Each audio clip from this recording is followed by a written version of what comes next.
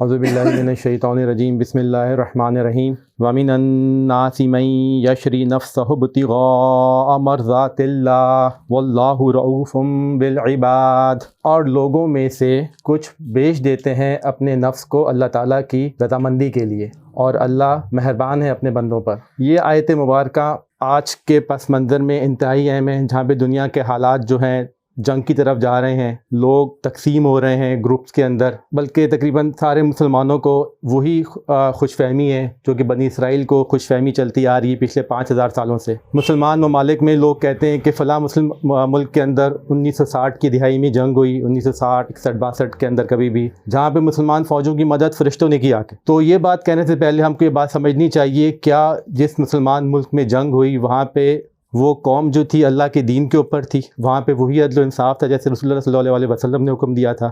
کیا اس ملک کا حکمران دین محمد صلی اللہ علیہ وسلم پہ تھا؟ اس ملک کا جنرل کیسا تھا؟ اس ملک کی عدلیہ کیسی تھی؟ کیونکہ اگر وہ لوگ اس دین محمد صلی اللہ علیہ وسلم پہ قائم تھے تو یقین کریں ان لوگوں کو فرشتوں کی مدد نہیں ہوگی، ان لوگوں کا ہاتھ پھر اللہ کا ہاتھ بن جاتا ہے اور پھر ان کو کوئی شکست نہیں دے سکتا۔ لیکن یہ باتیں کتابوں میں چلتی ہیں، یہ وہی خوش فہمی ہے جس میں بنی اسرائیل کئی ہزار سالوں سے چلا آ رہے، کیونکہ وہ کہتے ہیں کہ ہم کو تو آگ چھو ہی نہیں سکے گی ایام معدودات، جس کی جمع علت کی لوگ تشریح کرتے ہیں کہ 3 دن 6 دن یا 9 دن زیادہ سے زیادہ۔ تو یہ خوش فہمی اب ہم لوگوں میں بھی چلی آ رہی ہے۔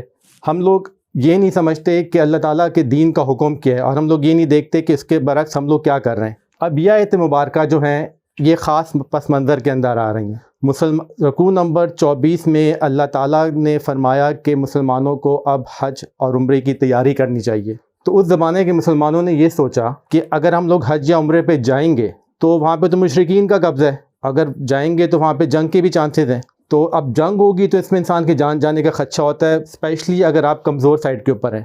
تو اللہ تعالیٰ نے جنگ کے بارے میں احکامات دیے، حج کے بارے میں احکامات دیے۔ اب گزشتہ 3 آیت مبارکہ میں اللہ تعالیٰ نے ایک خاص گروپ کا ڈسکشن کی ہے مسلمانوں کے ساتھ کہ جب تم لوگ جنگ میں جاتے ہو یا جب کسی تم لوگ خاص مہم میں جاتے ہو اللہ تعالیٰ کی دین کو بلند کرنے کے لیے، تمہیں مسلمانوں کا ایک گروپ ایسا ملتا ہے جس کی باتیں ایسی ہیں کہ جو تمہیں دنیا میں حیران کر دیتی ہیں۔ وہ باتیں کرتے ہیں تو تمہیں لگتا ہے کہ ان سے اچھا مخلص بندہ کوئی نہیں ہے، کیونکہ اللہ تعالیٰ نے، اور جب وہ اپنی باتوں کو پکا کرنے کے لیے وہ اللہ تعالیٰ کی قسمیں بھی کھاتے ہیں، اوپر سے اللہ تعالیٰ کو گواہ ٹھہراتے ہیں، اور تمہیں لگتا ہے کہ ان سے اچھا کوئی جنگجو بھی نہیں ہوگا، ان سے اچھا ہماری کوئی مدد بھی نہیں کر سکے گا۔ لیکن وہ لوگ اصل میں ہیں منافق۔ منافقین کا ذکر 2/3 جو مکی قرآن ہے اس میں نہیں آیا ہے، کیونکہ یہ جو نفاق کا مرض تھا مکے کے اندر بہت کم پایا جاتا تھا، یا اس کی شکل بہت مختلف تھی۔ صرف سورہ عنکبوت میں ذکر آیا ہے، اس کا نام لیا منافقین کا، لیکن جب سے سورہ حج اللہ تعالیٰ نے نازل کی اس کے بارے میں کہا جاتا ہے کہ وہ اثناء سفر ہجرت کے اندر آئی ہے۔ تو اللہ تعالیٰ نے منافقین کی نشانیاں بتانا شروع کر دی مسلمانوں کو۔ اللہ تعالیٰ نے اس میں فرمایا وَمِنَ النَّاسِ يَعْبُدُ اللَّهَ عَلَى حَرْفٍ، اور لوگوں میں سے کچھ لوگ اللہ کی بندگی کرتے ہیں کنارے کے اوپر۔ فَإِنْ أَصَابَهُ خَيْرٌ اطْمَأَنَّ بِهِ، جب وہ لوگ مطمئن ہوتے ہیں، اطمینان میں ہوتے ہیں تو اللہ تعالیٰ کے دین پہ قائم رہتے ہیں۔ فَإِنْ أَصَابَتْهُ فِتْنَةٌ قَلَبَ عَلَى وَجْهِهِ، لیکن جب ان پہ کوئی مصیبت پڑتی ہے تو وہ اپنے منہ کے بل پیچھے پلٹ جاتے ہیں۔ اللہ تعالیٰ اس آیت مبارکہ میں مزید فرماتے ہیں کہ ایسے لوگوں کے لیے دنیا اور آخرت کے اندر رسوائی ہے، کیونکہ ان کا چہرہ اور ان کا جو باطن ہے وہ ایک دوسرے سے مختلف ہے۔ تو وہ لوگ دنیا کی خاطر کرتے ہیں پر ان کے لیے دنیا میں بھی رسوائی ہے، اور وہ لوگ آخرت کی خاطر کرتے ہیں، آخرت میں ان کی رسوائی ہے، کیونکہ اللہ تعالیٰ دلوں کے حال جانتے ہیں۔ تو ہم کو دیکھنا چاہیے آج ہماری قوم کے اندر کیا صورتحال ہے، آج مسلمان قوم کے اندر کوئی رسوائی کے اندر ہے کہ وہ عزت میں چل رہی ہے۔ اس کے بعد اللہ تعالیٰ نے منافقین کے بارے میں بات کی جو کہ آج ہمارے لیے انتہائی اہم ہے سمجھنا۔ رسول اللہ صلی اللہ علیہ وسلم نے فرمایا آیت المنافق ثلاثہ اذا حدث کذب، منافق کی 3 نشانیاں ہیں، جب بھی وہ بولتا ہے جھوٹ بولتا ہے۔ طرز زندگی کے بارے میں بات ہو رہی ہے کہ اس کی گفتگو کے اندر جھوٹ انتہائی عام ہوتا ہے۔ وَإِذَا وَعَدَ أَخْلَفَ، اور جب وہ کبھی وعدہ کرتا ہے تو اس کی مخالفت بھی، اس کی خلاف ورزی بھی کرتا ہے۔ وَإِذَا اؤْتُمِنَ خانہ، اور جب وہ کوئی امانت رکھتا ہے تو اس کے اندر خیانت کرتا ہے۔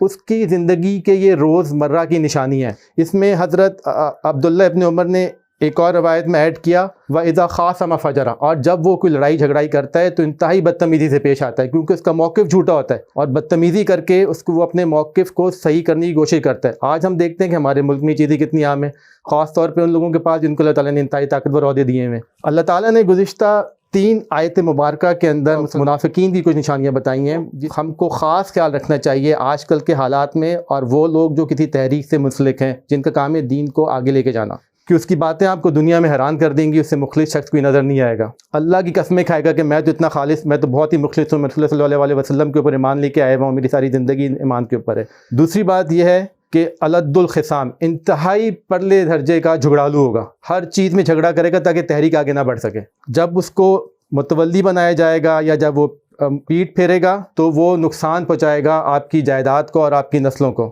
چاہے وہ نقصان پہنچائے آپ کو گندے ٹی وی دکھا کے کیبل کے اوپر، چاہے وہ نقصان پہنچائے آپ کو دوائیوں میں ملاوٹ کر کے، چاہے وہ آپ کو نقصان پہنچائے آپ کے خاندان کو تباہ کر کے، کسی بھی صورت میں نقصان پہنچائے گا. اس کے بعد اللہ تعالیٰ فرماتے ہیں اور اس کی جو جھوٹی عزت ہے وہ اس کے آڑے آئی ہوئی ہوگی. اپنی جھوٹی عزت کے پیچھے وہ کسی قوم کو بھی تباہ کر سکتا ہے، وہ کسی شخص کو بھی تباہ کر سکتا ہے، کسی خاندان کو بھی تباہ کر سکتا ہے. وہ یہ برداشت نہیں کر سکتا کہ اسے یہ کہ تو نے کام غلط کیا ہے، اس کو تو ٹھیک کر لے. اخذت العزت، کہ اللہ اس کی جو جھوٹی عزت ہے اس کے آڑے آئی ہوئی ہوتی ہے. تو یہ چیزیں منافقین کی نشانی ہیں جو کہ رسول اللہ صلی اللہ علیہ وسلم کو سامنے ہوا جب انہوں نے حج کر نیت کی، عمرے کی نیت کی اور آگے جنگ کا ماحول بنا. اس کے برعکس اللہ تعالیٰ فرماتے ہیں ایک مسلمانوں میں سے ایک گروپ ایسا بھی ہے جو کہ بیچ دیتا ہے اپنے نفس کو اللہ تعالیٰ کی خوشنودی کے لیے. اس کے بارے میں سورہ نساء میں بھی اللہ تعالیٰ نے فرمایا فَلْيُقَاتِلْ فِي سَبِيلِ اللَّهِ الَّذِينَ يَشْرُونَ فِي الْحَيَاةِ الدُّنْيَا بِالْآخِرَةِ. اور وہ لوگ ایسے ہیں جو کہ اپنے آپ کو بیچ دیتے ہیں آخرت کے لیے، اپنی دنیا کی زندگی کو بیچ دیتے ہیں. اس کے بارے میں مفسرین نے یہ فرمایا کہ جان دینا انسان کی آخری درجے کی جو ہے صداقت ہوتی ہے. مشرکین مکہ بھی ایک طرح سے مومن صادق تھے کیونکہ انہوں نے اپنی جان دے دی بتوں کے پیچھے. جو لوگ کمیونزم کے اندر تھے ان لوگوں نے بھی اپنی جان دے دی کمیونزم کے پیچھے، لیکن کیا ان کی جان خریدی گئی کہ جان نہیں خریدی گئی؟ اس کے برعکس اللہ تعالیٰ فرماتے ہیں مشرکین کے برعکس اور کمیونسٹ کے برعکس کہ اللہ تعالیٰ خریدار ہے تمہاری جانوں کا. اللہ تعالیٰ فرماتے ہیں سورہ توبہ کے اندر آیت نمبر 111 کے اندر ان اللہ اشتری من المؤمنین انفسہم واموالہم بان لہم الجنہ. اللہ تعالیٰ خرید لیتے ہیں مومنین کی جانوں کو اور ان کے مالوں کو جنت کے عوض. کیونکہ جب انسان کب کوئی چیز بیچتا ہے جب کوئی خریدار ہو. جب اگر خریدار ہی نہیں تو آپ کس کو بیچیں گے، اس کی تو کوئی ویلیو نہیں رہتی. تو اللہ تعالیٰ کہتے ہیں اگر تم لوگ بیچنے کے لیے تیار ہیں میں تم سے آگے بڑھ کے تمہاری چیزوں خریدنے کے لیے تیار ہوں، اور تم اپنی زندگی اور تم نے جانیں اپنے مال جنت کے عوض مجھ سے خرید لی ہوئی ہیں. اس کے آگے اللہ تعالیٰ فرماتے ہیں فَلْيُقَاتِلُوا فِي سَبِيلِ اللَّهِ فَيَقْتُلُونَ وَيُقْتَلُونَ. اور وہ لوگ اللہ تعالیٰ کے راستے میں قتال کرتے ہیں، جنگ کرتے ہیں، اور وہ قتل بھی ہوتے ہیں اور قتل کیے بھی جاتے ہیں. اللہ تعالیٰ یہ وعدہ نہیں کرتے کہ اگر تم لوگ اللہ کے راستے میں جنگ کرو گے تو تمہیں کچھ نہیں ہوگا، تمہیں کوئی چوٹ نہیں لگی، تم قتل نہیں، قتل تم نے ہونا، لیکن اللہ تعالیٰ نے تمہاری جانیں خرید لی ہوئی ہیں. اس کے بعد اللہ تعالیٰ فرماتے ہیں وعدن علیہ حقاً فی التوراۃ والانجیل والقرآن.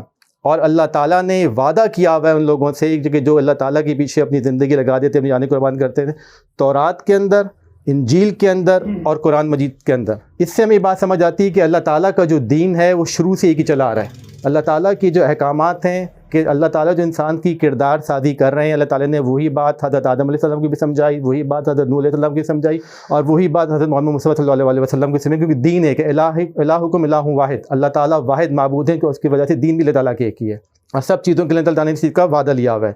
مزید اللہ تعالیٰ آگے فرماتے ہیں انتہائی اہم آیت ہے اور اس میں شیطان کا ایک کھلا وار مسلمانوں کو بتایا جا رہا ہے. صدق اللہ العظیم. جزاک اللہ.